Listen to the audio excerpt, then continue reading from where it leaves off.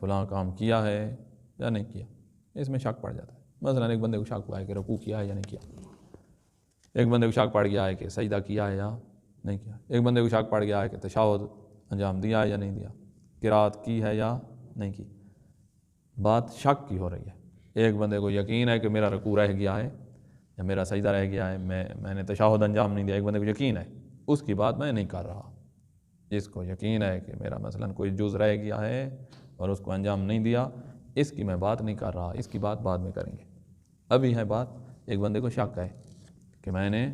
مثلا کوئی جز نماز کا ہے جس کے بارے میں شک ہے کہ میں نے یہ کام کیا ہے یا نہیں کیا، ہو سکتا ہے کیا ہو تو ہو سکتا ہے نہ کیا ہو، شک ہے۔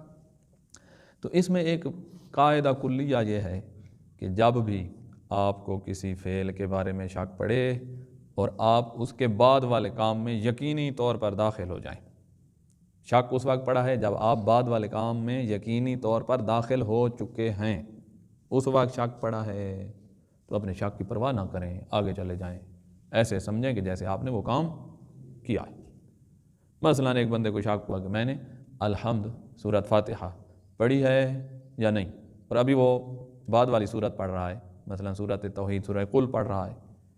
تو اس کو شک ہے کہ میں نے الحمد پڑھی ہے یا نہیں پڑھی۔ جب بعد والی میں داخل ہو گیا ہے اور یقیناً داخل ہو چکا ہے تو اب اپنے شک کی پرواہ نہ کریں، آگے جائیں۔ ایک بندے کو قنوت میں شک ہوا ہے کہ میں نے سورۃ توحید پڑھی ہے یا نہیں پڑھی، یا میں نے قرات کی ہے یا نہیں کی، قنوت میں پہنچ چکا اور شک ہے،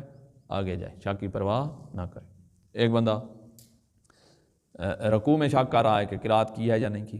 آگے جائیں، شک کی پرواہ نہ کریں کیونکہ بعد والے فعل میں داخل ہو گیا ہے۔ اچھا، ایک بندے کو شک ہوا ہے کہ میں نے رکوع کیا ہے یا نہیں کیا اور وہ سجدے کی طرف جھک گیا ہے، ابھی سار سجدے میں نہیں رکھا لیکن جھک گیا ہے، تب بھی سید سستانی دامت اللہ فرماتے ہیں کہ یہ بھی بعد والے فعل میں داخل ہو گیا ہے، لہذا شک کی پرواہ نہ کریں، آگے جائیں۔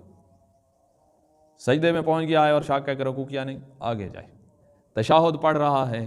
اور بندے کو شک ہے کہ میں نے سجدہ کیا ہے یا نہیں کیا، شک کی پرواہ نہ کرے کیونکہ بعد والے فعل میں یقینی طور پر داخل ہو چکا ہے، آگے جائے۔ تو جب بعد والے میں یقینی طور پر داخل ہو جائے تو پچھلے فعل کے بارے میں شک ہے تو شک کی پرواہ نہ کرے۔ اچھا، ایک دفعہ ایسے ہوتا ہے بندہ بعد والے فعل میں داخل نہیں ہوگا، ابھی داخل نہیں ہوتا اور پہلے شک پڑ جاتا ہے۔ مثلا ایک بندے کو شک ہے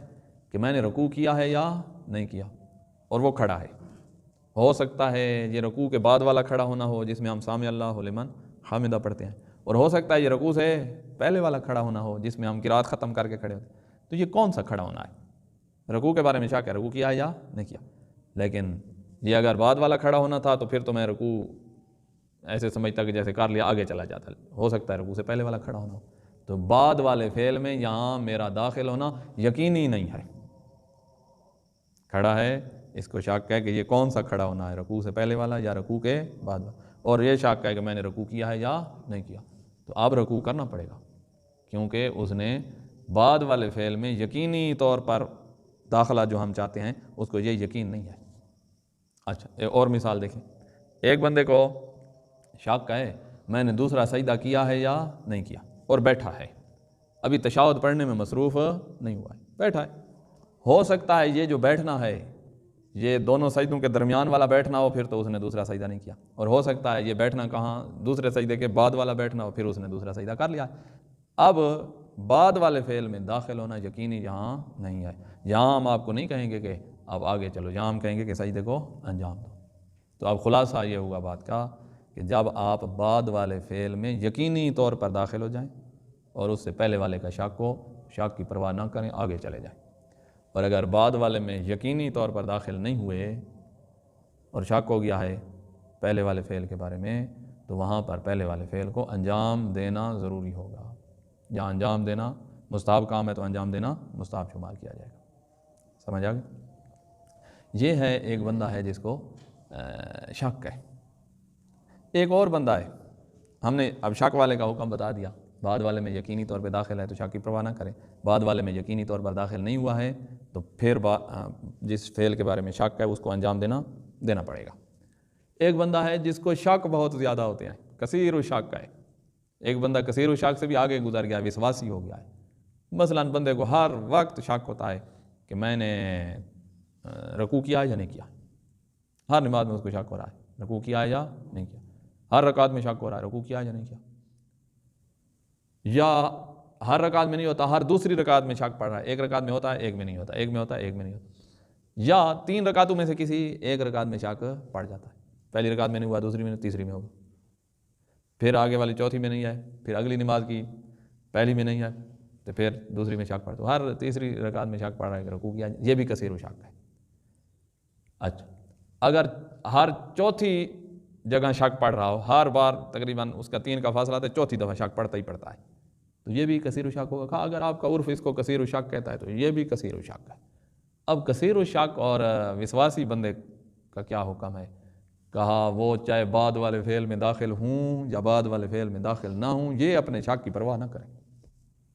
پہلے تو ہم بات کر رہے تھے نا, بعد والے میں داخل ہوا ہے تو شک کی پرواہ نہ کرے, بعد والے میں داخل نہیں ہوا تو شک کی پرواہ کرے. کثیر و شک اور وسواسی بندہ جہاں بھی ہے, جب اس کو اس کام کے بارے میں شک پڑا ہے جس کے بارے میں کثرت سے شک پڑتا رہتا ہے, تو وہ